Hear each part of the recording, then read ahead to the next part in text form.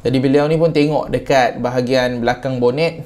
Dia nampak daripada cermin sisi. Dia katakan dia nampak daripada cermin sisi.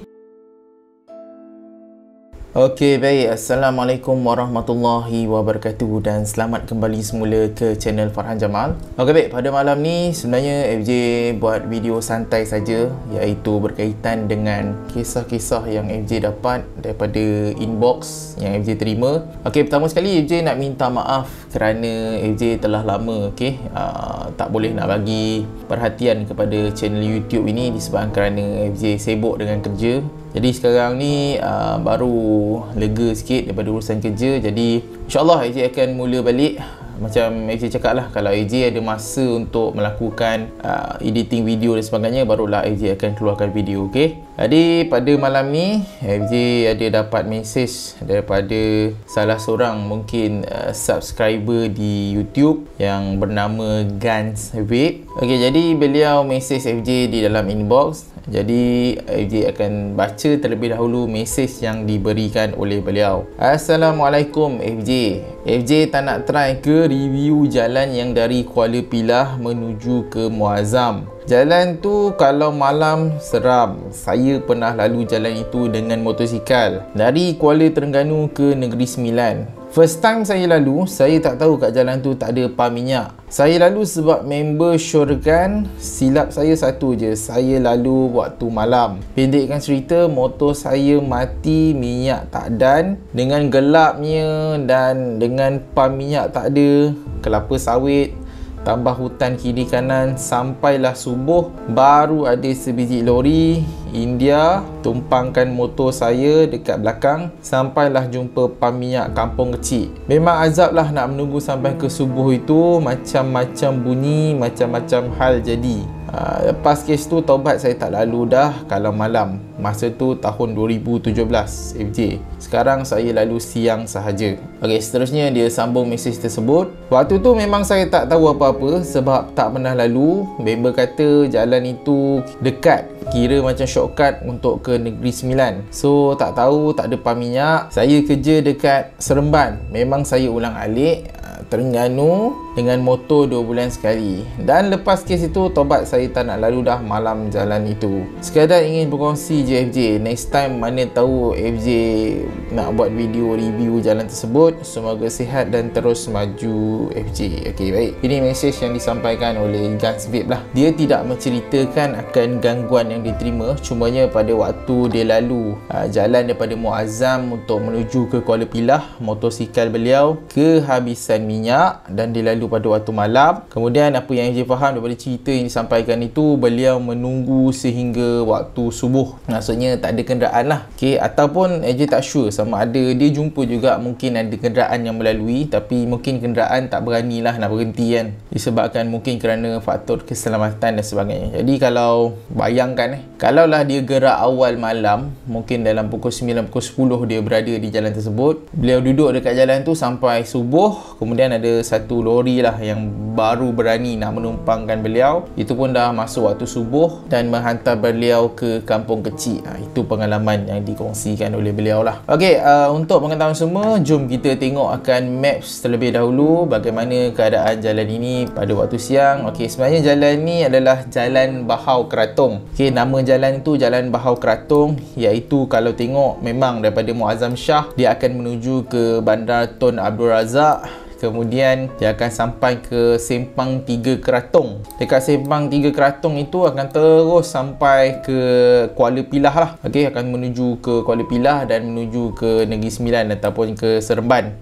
Berkaitan dengan jalan ini, sebenarnya jalan ini ramailah yang telah suggest. Bukannya daripada mesej ini saja you dapat. Ramai orang daripada ruangan komen dekat YouTube yang minta FJ lalu lah dekat jalan ini. Sebab dulu FJ pernah buat video di Jalan Bukit Putus. Jadi orang kata bila FJ buat video dekat Negeri Sembilan tu, ramai yang bagi syorkan lah cuba untuk melalui jalan daripada Kuala Pilah menuju ke Muazzam. Itu memang ada ramai orang komen bagi suggestion. Cumanya dekat sini FJ ada plan untuk buat touring ataupun buat jalan dekat sana.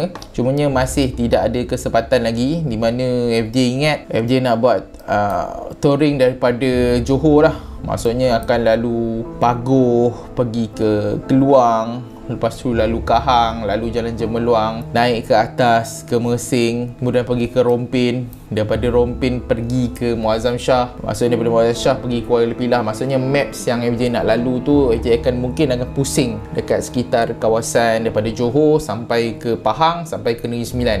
Kalau FJ buat, cumanya FJ tidak ada masa lagi sekarang ni untuk membuat rakaman di jalan tersebut disebabkan kerana kerja dan sebagainya, beberapa kekangan, dan FJ sendiri pun jauh daripada tempat FJ duduk dekat Perak. So kalau ada betul-betul kesempatan, betul-betul ada rancangan, baru jadi untuk menelusuri jalan tersebut. So buat masa ni memang FJ tangguhkan dululah akan perjalanan ke jalan tersebut. Cumanya dekat sini FJ tak pasti apabila ramai orang yang menyatakan bahawa untuk FJ test jalan tersebut, iaitu daripada Jalan Kuala Pilah menuju ke Muazzam Shah, sebenarnya bukannya daripada penonton yang menonton YouTube channel FJ saja, tetapi ada juga FJ ada kawan seorang, dia seorang tukang kebun di sekolah tempat FJ kerja, dia duduk dekat Kuantan. Jadi dia sendiri pun dia kata kalau FJ ada kesempatan, beliau suggest ataupun cadangkan kepada FJ untuk lalu jalan ni daripada Muazzam untuk menuju ke Kuala Pilah. Dia pun ada cakap, sebab dia katakan jalan ni macam